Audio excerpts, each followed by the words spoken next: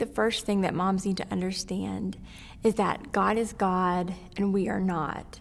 So we can often feel as moms that we are God to our children. We can do all these things for them, but only God is God. So only God gets his to-do list done at the end of the day. We don't get our to-do list done. I mean, sometimes we do, but most of the time we don't. So we need to learn to rest not in completeness, like God rests in completeness, but to rest in our humanness. And so resting because we are acknowledging that God is God and we are not. The second thing along with that is that we need to learn to embrace our limitations, embrace our finiteness. Everyone has limitations. So some people have capacities that other people don't. And we need to learn to embrace those limitations, not fight against them. I mean, how often do we buck against our limitations trying to push through and do things we can't do?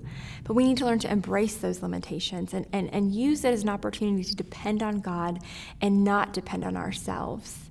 The third thing I think that goes along with this is not to compare ourselves to other people. So we are limited beings, but we're limited beings with different capacities. So my friend next door might have a different capacity than me. And so as I'm looking at how I'm limited, as I'm looking at how I'm not God, I don't need to compare myself to her. I can be who I am in Christ as an image bearer and not compare to her and know that I'm being faithful. God doesn't call us to be God to our kids. He calls us to be faithful. The fourth thing I think that also goes along with this is that we need to show our children that they need Jesus, not a perfect mom.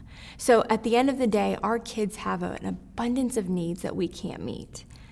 And that's an opportunity for us to show them that they can't get everything they need in us. They can't get all of their wants and desires met in us. And it's an opportunity for us to look at them and say, Mommy is a finite being. Mommy is limited, but there's one who isn't, and you can depend on him. And I think at the end of the day, the fifth thing is to remember that God is calling us to faithfulness. He's not calling us to busyness. He's not calling us to perfection. He's calling us to faithfulness. We want to get to the final day of God saying, well done, good and faithful servant, not well done, good and busy servant.